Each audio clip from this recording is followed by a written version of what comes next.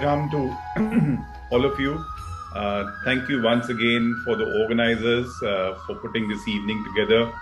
I'm delighted to be back. And today, just picking up on the threads of what we discussed last time.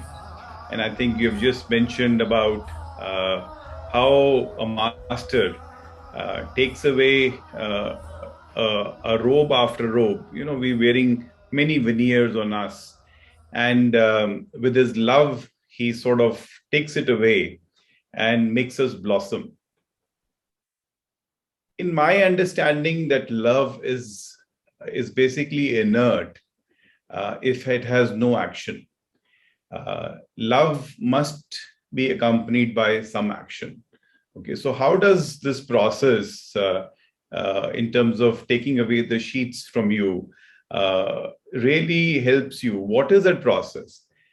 That process is actually the process of service, which the God gives you or the Lord gives you in terms of improving your sadhana and for you to excel in that sadhana so that that small bud can become a tree. You see, Rishi Vishishta says that there are 4 gatekeepers at the entrance of attaining freedom. What are these 4 gatekeepers?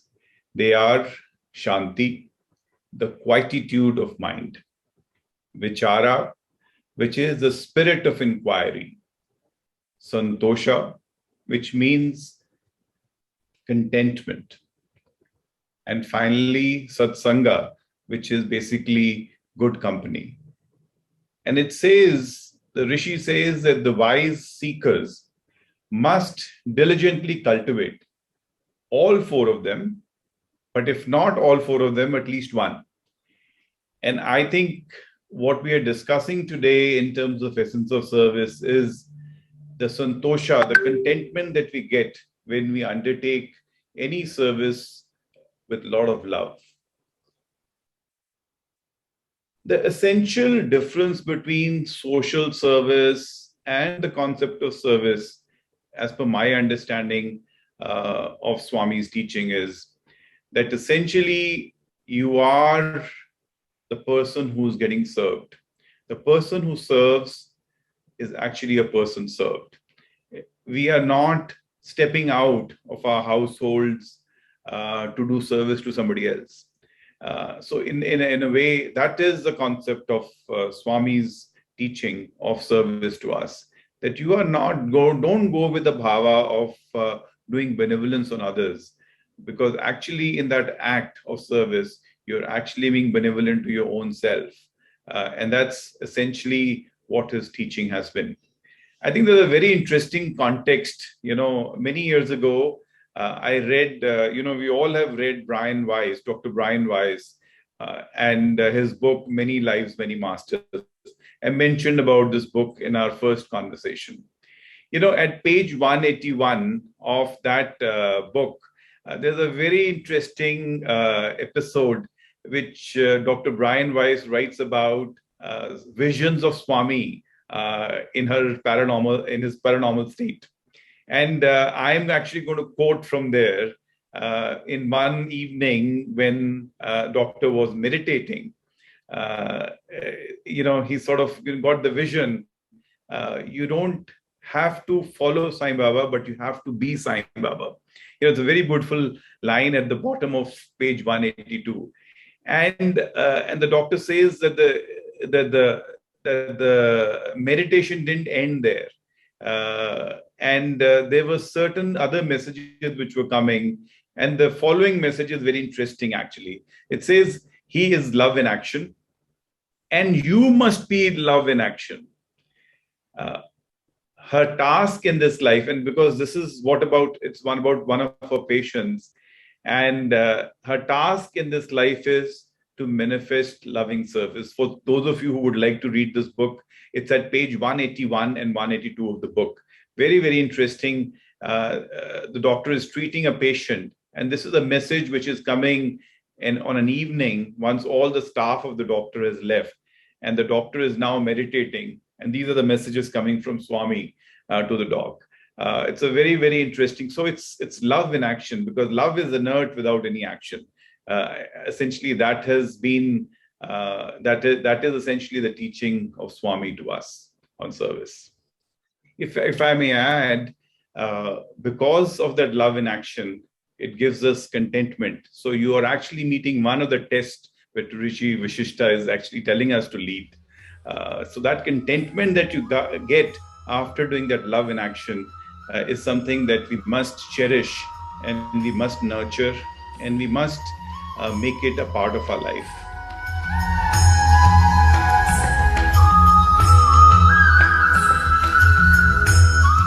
I'm actually going to quote a very beautiful line from Gurbani, uh, and then narrate one or two instances of Seva, how it should be unqualified, how it should be unconditional, how it should be, it should not be tagged with anything else.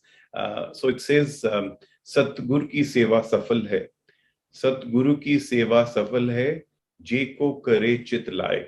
And I'll explain you the lines a little later, coming back to the experiences. So what it says basically is the service of the true guru is fruitful only if you put your heart into it.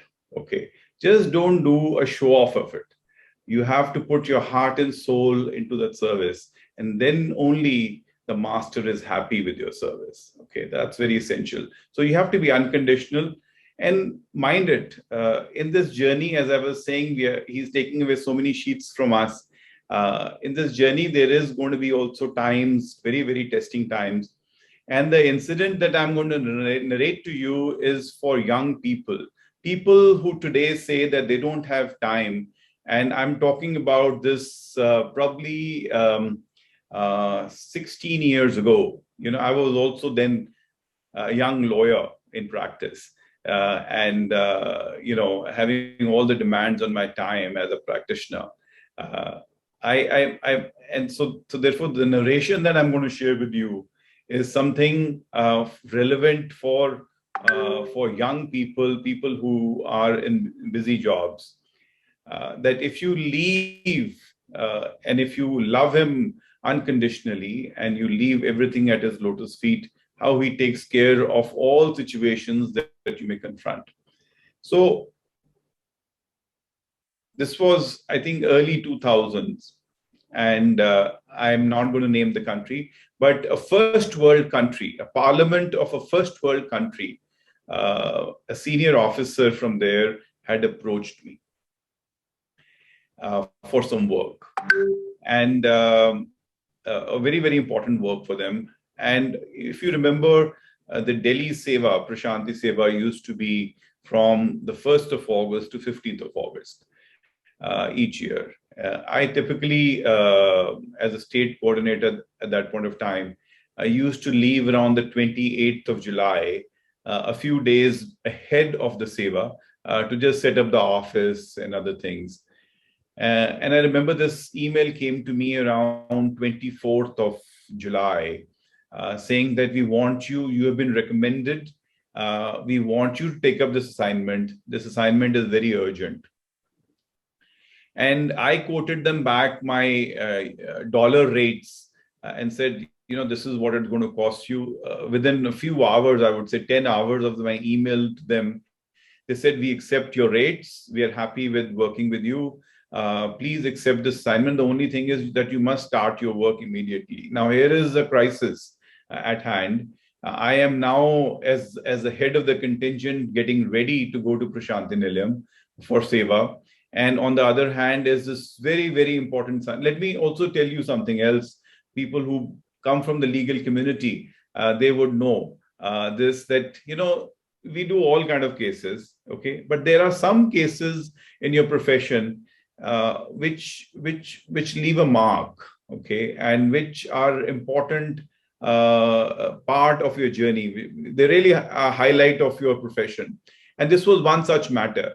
And so I was in this whole situation where I had one of the most important matters had come, and no less than a parliament of a first world country had appointed me as a counsel, wanted to appoint me as a counsel. So, I sort of, and then on the other hand was my date of 28th July looming on me, that I have to go for Prashanti Seva. And I don't think once I get there, I'll be able to do this assignment, because for that I need to be in Delhi. So lo and behold, I sort of, wrote them a very polite email on the night of the 27th of July, because 28th early morning I was leaving, uh, telling them that, well, while all is fine, that I will not be able to start this assignment immediately. I can only start the work on 16th of August, in the next month. Okay. And I left it at that. It also meant that they could have gone to another lawyer. So I left, and so there was no. So the reason I'm mentioning this is that when you undertake service and love in action, you must do that unconditionally. I left Delhi next morning. I kept checking my email. I was there when I went Puttaparthi. There was no response for the next 3 days. And on the 1st of August, I received an email from the senior gentleman on that team, saying that your proposal has been accepted. You may kindly start the work on 16th of August upon your return to Delhi. So this is one experience I want to share with all of you, to basically share that, work is important. Work is a priority. It is a commitment also, which we must undertake. But also, once you have already, because, Prashanti Seva is also, it's prefixed. It's not something that you can shift according to your own self. So it's a commitment that has already been made to the Lord. So that has to be also met. That's the point I want to drive home. So that's sort of, one very, very interesting experience that I had on the professional side, having done service, or while doing service. I am just going to take you back on the second experience. I must take you back some 1960s.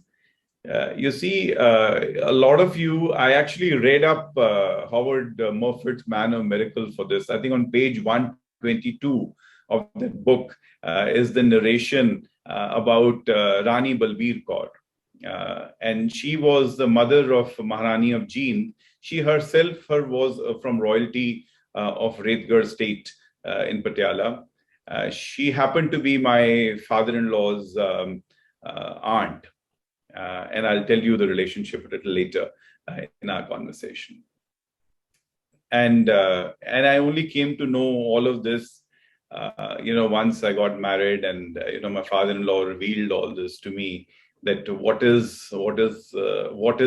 has been his connection with Swami. So actually, Swami actually arranges all of this, while we don't know at the human level how they are connected with the Lord.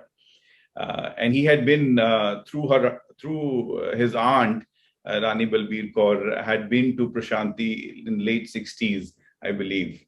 And when we were going through a courtship, I actually handed over a few books of Baba, and I was just sharing with one of your colleagues that the 4 books I normally present to people when I first meet them, and those 4 books were also given to her, which she was avidly reading. And that's when her father actually told her the story of how he had been to Baba even before any idea about us getting together was even sort of mentioned. Okay. Now, very interestingly, the second episode is also very personal in nature, but I'll share it with you. Our second child was expected in 2008. And lo and behold, it was bang in the middle of the Prashanti Seva. The doctors had given the date of delivery as being right in the middle of Prashanti Seva. And my wife was very, very stressed. As I mentioned, I don't have parents. And she said, you have to be here. And why don't you tell the then state president, who was my senior at that point of time, that you won't be able to make it? And I was constantly postponed it. I said, yeah, I'm preparing people, who will take over from me, and I will sort of, something will work out. So don't worry. Very interestingly, in I think February or March that year, at Shivratri, both me and my wife went for darshans of Swami. And this is 2008 I'm talking about. And at that darshan, we knew that after in a few months she won't be able to travel. So we said, might as well go and take his Pad Namaskar and take his blessings before the baby arrives. Uh, and So she is sitting in darshan in the first line, and I am obviously sitting on the men's side. One lady arrives right next to her on a wheelchair. Okay, and she's being wheeled in by a help, and she points to the cushion lying right next to my wife's where she's sitting, and then extends her hand from the wheelchair to my wife to lift her to make her sit on the cushion. And she didn't realize that she was pregnant. So she got up and she helped her off the wheelchair and made her sit right next to her. And after a little while, she got chatting with her. And this person said, are you worried about something? My wife said, yes, I am, she says, yes, I'm praying to Baba for something, I hope he helps me, and all her prayer is essentially that I should be around when the baby arrives in August in the middle of the Prashanti Seva. And so she says, you know what, everything will be fine. Baba has sent me today for this to you, to give you this message that everything will be fine. Okay. I have come after 7 years for Baba's darshan today. Okay. So they kept sort of, chatting and said, don't worry, things will be fine. And she gave her one book also. And, she said, come over and come to my room after the darshans. Very, very interesting happening. And obviously, after darshans were over, we just met in front of the Ganesh temple. And she said, this is what had transpired. That she said Baba had sent her to give her the message that everything will be fine. Now, so this is how it all sort of, pans out. And interestingly, if all of you who remember, at least from that era, then the date of 30th March arrived. Okay. And I was nominated by Swami as the state president of Delhi on that day. Okay. And which meant that, state presidents normally go for at the start of the Seva and towards the end of the Seva, for 2 days to see that everything settles down. And then obviously the coordinators are there to manage, and or maybe towards the end of it if it is required. I think that was what Swami expected, state presidents to be there for initial 2, 3, 4 days. And then you took his permission to leave, and then he would give the permission to leave. So essentially, see how he had already pre-planned, and the prayer that my wife was making was sort of fructified into this. But you see, I want to say that I was not planning to postpone not going to Prashanti Seva. In my mind, I was sure, and I was just postponing to her that, I will tell her, I've told him, I will take care, don't worry. But you see, he takes care of everything. Essentially, that's what I want to drive home. Thank you.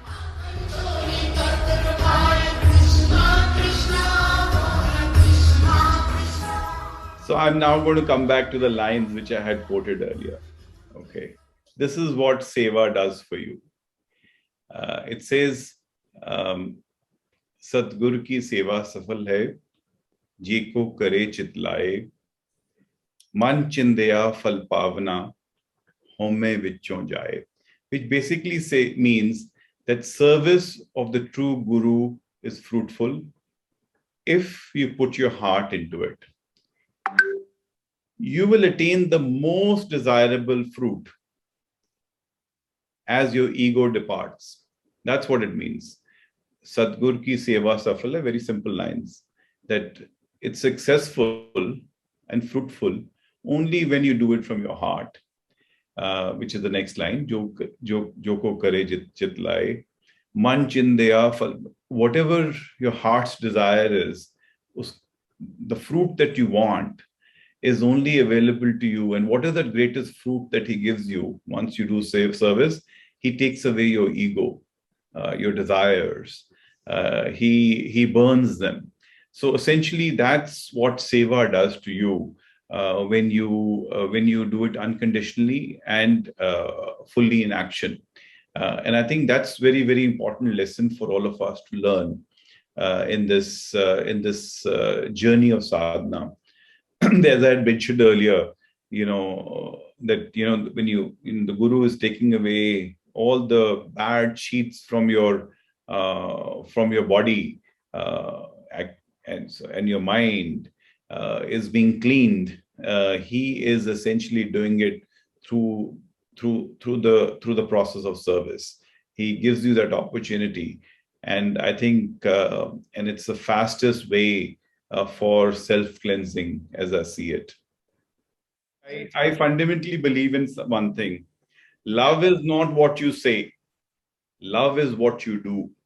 That is what is love. Love is not the words. It's a deed. And it's a deed which is more important in our life. Hum मैले tu ujal karta. Hum मैले tum ujal karte. Hum nirgun tu data. Means, oh Lord, we are filthy and you are the brightest. And you are the greatest. And you are the greatest giver. Hum मैले tum ujal karte. Hum nirgun tu data. So this is essentially जो हमारी मैल है, मन की मैल है, उसको उज्जवल करने के लिए उसकी कृपा जरूरी है, और उस कृपा को पाने के लिए उसने हमें एक मेथोडोलॉजी दी है, and वो मेथोडोलॉजी है सेवा. That is, according to me, one of the greatest paths for achieving the Lord and His love, basically, according to my understanding of Swami. Next line. हम मूर्ख तुम चतुर से आने. हम मूर्ख तुम चतुर से आने. तू सर्व कला का ज्ञाता. We are fools and you are wise. You know everything of us. That's what it means. Madho हम ऐसे तू ऐसा. कि माधो मैं तो ऐसा हूं और तू ऐसा है. That's essentially the journey of love, service, and gratitude to our master. Nice. In my philosophy, and this is what Swami has also taught us by setting his own example. He has given us so many examples. For me, a disaster is the first God-given opportunity for Lord's servant.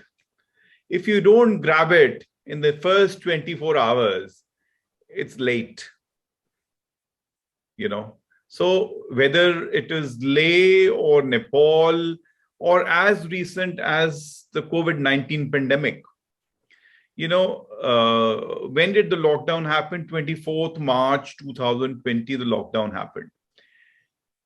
And on the 27th, me and a bunch of friends here in Delhi, we got together and we said, there are so many these migrant laborers, everybody, it was a sudden thing and nobody knew the proportion of the lockdown, that it would be so severe. And we didn't wait for, I know there's a protocol and all that, but when you're working with others who are not, sort of in a formally engaged with the organization, so they all got together and I also sort of pitched in my effort with them. And within, say, 27, by 29th morning, we started serving something like 4,000 meals in the afternoon and 4,000 meals in the evening. So this is how God expects you. That if you really have love within your heart, then you must start get into action very, very fast. And I think unfortunate things happen, disasters happen, and I feel that it's an opportunity for a sadhak to step out, not to be scared, but to step out, to rise to the occasion and to meet the challenge. And as Swami also says that, I don't want to, all know the quote, life is a challenge, meet it. Yeah. So no lockdowns, all doors open if you make an effort. The Delhi government assisted us, the Delhi police assisted us, and the truck association gave us trucks to take away this food. If it was getting cooked somewhere in Mehrauli at a central kitchen, we could bring it to a temple in Saket and distribute 4,000 packets in the afternoon. And we were not doing it. We arranged everything, and the Delhi police was actually doing it. So you see, these are all opportunity, and you have to act swiftly. I think that's very important when these disasters happen. I'm just trying to explain, how the Nepal and even earlier on in 2010, October, when the Leh floods happened, we trucked materials from Delhi, and there was one Sevadal, me and my wife. We were three of us who flew to Leh to make the distribution with localites. And I remember the day I landed, I actually went to the office of the deputy commissioner, and went to see him. There was so much material which was lying around and getting bad, rotten, simply because there was no mechanism to actually distribute it. You see, people from all over the country are sending relief materials. But what happens is that relief material has to reach the people. So the protocol set by the Delhi administration at that point of time was that you give everything to us and we will do the distribution. We know in which districts the food is required and in which district the blankets is required. But we had done a survey beforehand, and we had identified these several villages which were far away from Leh, which had been very badly affected, and nothing had reached them, despite, I think it was 16th or 17th day after the flash floods. So I went to the DC. My purpose of meeting the DC was grant me the permission to truck all this at their doorstep so that they can receive the materials firsthand and they don't have to wait. And I think we arranged the trucks because some of them were from far-flung areas, and we gave them the truck to take all the material, because it was what we had done was we had put the package for about something which could last them for about 5 months, because after October, it's all winter time till next April. So the woolens, the food the quantities were sort of such so that it could last them for a few months, and they don't exhaust it. And that's how we actually before Swami's 85th birthday in Puttaparthi, we celebrated Swami's 85th birthday in Leh with all these people who were flood affected. You have to be frontline. You see, you can't take a back seat. You have to be frontline. Whether you're a leader or you're a worker. In Swami's way of service, you have to work frontline. And I'm very glad that at every such opportunity, Swami gave me the opportunity to work frontline.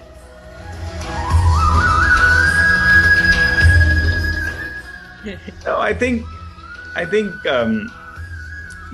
especially these disaster management situations where we were able to reach out, I think they're particularly close to my heart. And obviously the biggest project of all was obviously Swami's Padarpanam in 2010, which we will speak about at some stage. But you see, I think, as I said, as Rishi, actually, let me quote, as Rishi Vashish says, it's a contentment that I'm looking for. And I think Seva gives me great amount of contentment, and it gives me great joy. And, it's unexplainable. When you come home, you are full of joy. You are full of energy. People say, I'm tired. That after coming back in the afternoon, the whole evening, I'm fully charged with so much energy. And I think that is the upliftment, that is the joy, that is the inner sort of fragrance, whatever you may want to term it. That's what it gives you. And you keep reminiscing the moments that you've spent at the service, and the joy of seeing faces, what joy it has brought to those faces, to their hearts, and that's what cheers you up. I think that's essentially what I would say. Each one of them, I don't have any one particular, but I think there have been some special projects where I worked, but each one of them, whether as a district president or even as a Sevadal for that matter, when I did not hold any position, it was a joyous moment.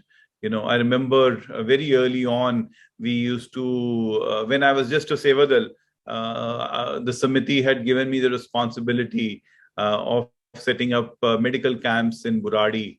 And we used to, in the pitch winter, you couldn't see even 2 feet away, and early morning, 4 o'clock, we would go and set up the whole thing so that when the doctors arrived at 8, everything was set up, and it was in good condition for starting Sri Satsang Medical Camp. So I think it gives great. I mean, these are all the work that we used to do on the weekend, Saturdays and Sundays, because camps couldn't be held as doctors were not available during the weekdays. But I mean, it was great joy, and that's what you're looking for. Why have you? Swami says, I want you to be happy, and this is the way he gives you happiness. So drive it more. That's it. You see, you cannot have a small heart. He wants you to have a big heart, an open mind, absolutely, and your hands ready to serve. I think all combination of all three is very, very important, and then his spirit drives you to undertake service, and then the rest. It gives you amazing kind of joy, and I have worked with, I think most of you I have worked with in some capacity or the other, and we have all had these beautiful moments having spent time together. But what I'm trying to say is, don't wait, just get into action.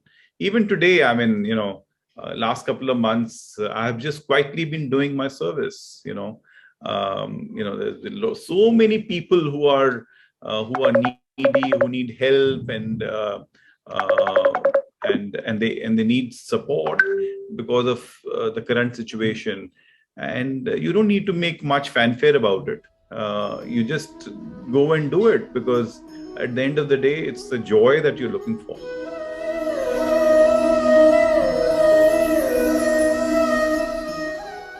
Yeah, absolutely. You see, the thing is, if you have elderly parents at home, I think they deserve your time and attention. If you have young children at home, they deserve your time and attention. We all come from traditional families where a close-knit family is a very, very important composite. I think it's very important to give time to all of them.